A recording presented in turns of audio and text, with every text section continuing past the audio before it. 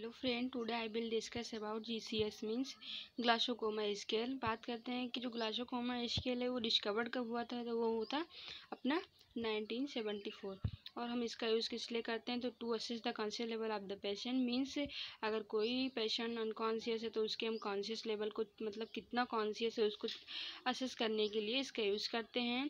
और इसको हम न्यूरोलॉजिकल असेसमेंट भी बोलते हैं। इसमें हम 3 आर्टिकल्स का यूज़ करते हैं जैसे कि hammer, flash light and pen. और इसमें 3 कंपोनेंट्स होते हैं जीसीएस में।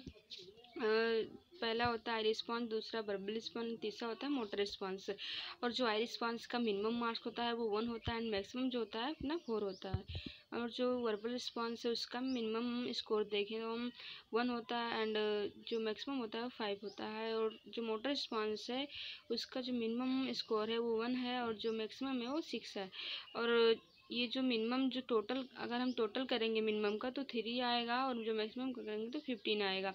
और इसको जो आई रिस्पॉन्स, वर्बल और मोटर रिस्पॉन्स है उसको हम अगर शॉर्ट फॉर्म में देखें तो ये है ई से आई रिस्पॉन्स एंड बी से वर्बल रिस्पॉन्स एंड एम से मोटर रिस्पॉन्स। तो पहले हम देखेंगे फ्रेंड आई रिस्पॉन्स। तो आई रिस्पॉन्स में स्पॉन्टेनियस अगर हम पेशेंट के पास जाते हैं वो स्पॉन्टेनियस अपनी आई को ओपन करता है कि मेरे पास कोई आया है तो देखता है तो उसको हम 4 मार्क देंगे। अगर हम पेशेंट के पास जाते हैं और उसको हम बुलाते हैं तब अपनी आई को ओपन करता है या हमारी तरफ देखता है तो उसको 3 मार्क देंगे। अगर हम उसके पास जाते हैं वॉइस से भी उसे पुकारते हैं तो वो नहीं बोलता है तो हम पेन उसको पेशेंट को पेन प्रोवाइड करते हैं तो पेन देंगे। तो पेन अपनी आई को ओपन करेगा पेशेंट तो उसको हम 2 मार्क देंगे। अगर हम उससे पेशेंट को बुला भी रहे हैं और पेन भी दे रहे हैं तो भी वो कोई रिस्पांस नहीं कर रहा है तो हम उसे 1 मार्क देंगे। और सेकेंड वन है अपना वर्बल रिस्पांस, ओरिएंटेशन। हम वर्बल रिस्पांस में उसका ओरिएंटेशन देखते हैं, पूछते हैं पेशेंट से प्लेस और टाइम और पर्सन के बारे में। जैसे कोई पर्सन है उसका रिलेशनशिप या कोई घर का फैमिली का है तो उससे पूछेंगे पेशेंट से कि ये कौन है।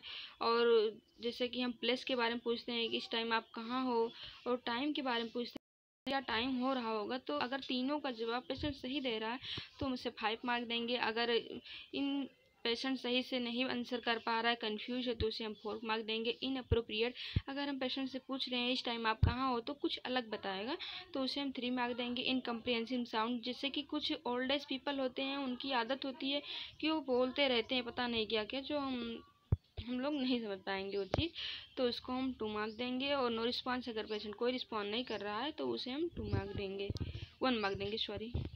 और थर्ड वर्ड अपना आता है मोटर रिस्पांस। तो हम मोटर रिस्पांस में देखेंगे ओबे कमांड पहले कि ऑर्डर, अगर हम पेशेंट को ऑर्डर कर रहे हैं कुछ भी कोई भी चीज़ तो फॉलो कर रहा है। जैसे कह रहे हैं कि अपना जो हैंड है तुम उधर हटा लो तो तुरंत हटाएगा। अगर वो नहीं अगर हटा लिया है तो पेशेंट को हम 6 मार्क देंगे। और लोकलाइज पेन, अगर हम पेशेंट का जो ईयर लोब है वहाँ पर हम अगर पिंच करेंगे हैंड से तो उसे अगर पेन फील हो रहा है तो उसे हम 5 मार्क देंगे।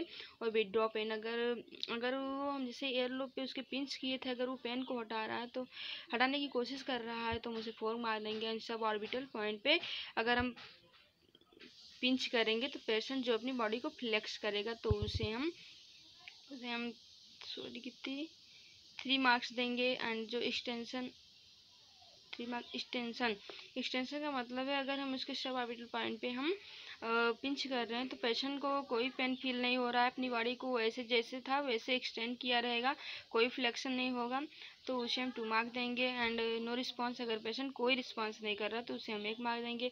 अब बात आती है कि हम जीसीएस स्कोरिंग कैसे करेंगे। अगर पेशेंट को कितना मार्क, जैसे 4 मार्क मिला तो हम पेशेंट को किस कैटेगरी में रखेंगे, 5, 6 ऐसे हम बात करते हैं। तो जैसे पेशेंट है उसको 3 मार्क्स मिला है तो उसका जो है सीवियर न्यूरोलॉजिकल डैमेज हुआ है।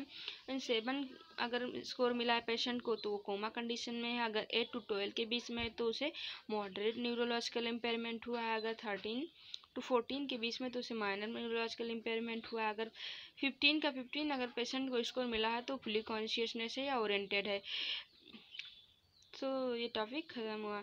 अगर फ्रेंड अगर हमारी वीडियो अच्छी लगी हो तो प्लीज़ शेयर करें, लाइक करें एंड सब्सक्राइब करना ना भूलें। Thank you.